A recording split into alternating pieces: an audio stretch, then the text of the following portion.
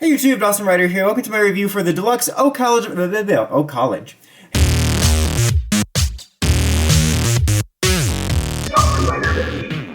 Hey YouTube, Dawson Ryder here. Welcome to my review for the deluxe OhgerCalibur Zero from Ohsama Sentai King-ohger. This is the sword and Henshin device used by Racles in the show to access his ranger form, the Ohkuwagata Ohger, where did green come from? The gray, silverish ranger. I think they designated it silver at one point, but it's basically clearly gray. But it's effectively a slight remold slash black gold repaint, or sort of black gold repaint of the main sword that has our Henshin sound. So as expected, it's the same size as the main one. This isn't one of those complete selection true to size ones, which I'm sure there'll be one of this, honestly. The same thing with the other one, which I'll get into a little bit at the end. But these aren't a terrible size. It doesn't feel quite like a dagger, like some of these could feel like it would be this small and feel like a dagger. It feels like a decent-ish size and has an overall pretty good quality feel to it, just like the main changer, where it doesn't feel cheap or anything. You kind of have this matte finish feel here of the handle, just like the main one, which is nice. I do like the look of it. It's kind of interesting because, let's just compare them real quick to the main one. You can see they're the same size, but you can see the differences. Like, they do both have that same matte finish. This has kind of more of like a dark wood feel. It's not really black, it's kind of more of a dark wood, but it kind of lends into the black gold color scheme, but it has that same feel. But you can see that it's the same mold, it just like hasn't gotten all the Bop It stuff put on, and you got the different colored blades and stuff like that. So that's the main difference, and it's interesting because I really do like the design of the sword, and the main one actually doesn't look as loud in person. It looked more kiddie, I guess I would say, in the first pictures, but in person it actually flows together quite nicely. But I was looking forward to this one because I'm like, I kind of like that it's a little more simple and seems a little less gimmicky, but it's funny because you only have this, and it makes it seem like, oh, it's a prototype, which it is, but it almost more so looks like it got ran through a saw trap and it has all these different things amputated off of it, which is just kind of weird, but it is more simplified. But I do like the design of it because it simplifies the design of the sword. I'm kind of a sucker for like prototypey stuff, and also I'm a sucker for a good black gold color scheme, which I really like. And I like that this technically isn't black, it's just kind of this darker like oaky wood or whatever. I'm not like a wood expert, but it kind of plays into it really nicely. I can't remember if it's not on. So let's turn it on. So you get your classic turning on noises, and then some slashing noises that show off the different LEDs. And then let's go ahead and do the Henshin.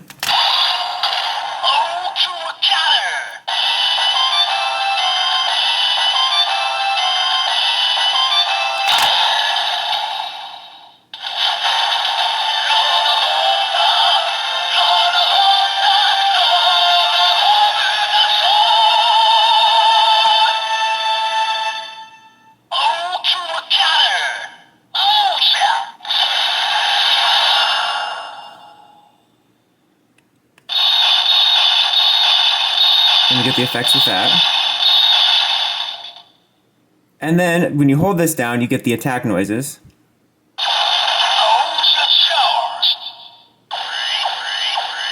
That just sounds like an emergency alert.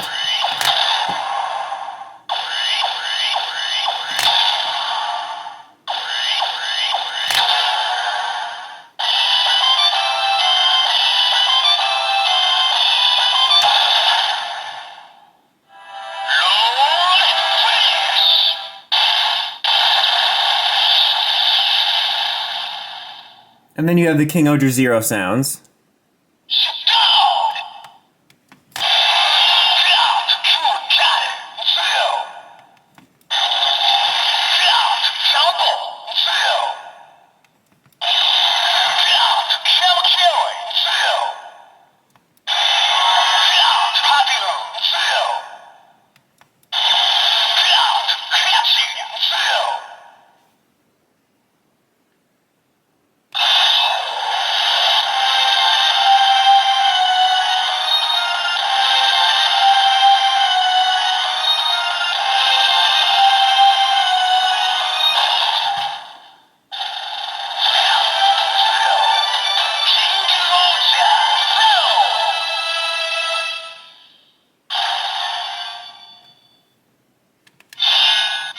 And that is pretty much it for the core sounds, and it can combine, with the weapon here. It doesn't make any, new sounds or anything, but, you can get a bit of a different look. It kind of flows together in a neat way and stuff like that, but it doesn't, do anything new or anything, just to show that it is, functional with it. But, excuse me, I was recording. Rude.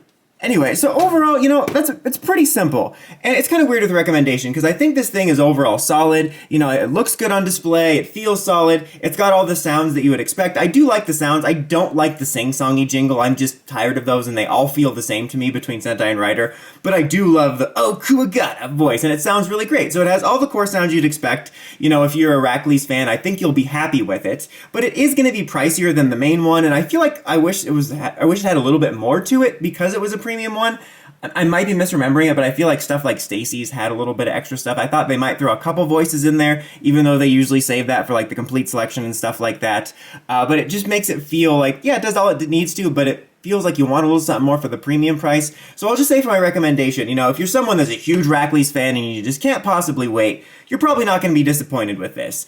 But if you want it but are willing to wait, maybe wait for some sales. These things can go either way when it comes to premium Bandai. You could find a deal or it could be like $1 bazillion. But if you're willing to gamble with that, check the Ami Ami Aftermarket, the Mandarake one, even eBay sometimes, and then if you can find a good deal on it, I can recommend it. However, I would say if you're remotely interested in the potential Memorial Edition that'll be true to size, I would wait for that. I know that's going to be a great deal more expensive, but if you're remotely interested in it, don't be impatient. Take the money you would spend on this and put it towards that, because that will have everything this does, be true to size, and have more sounds. Not that this is a bad toy, it's just I don't feel it's worth it for the premium price. I would either wait for a sale if you don't mind having this size, or put the money you would invest in this in a possible Memorial release one.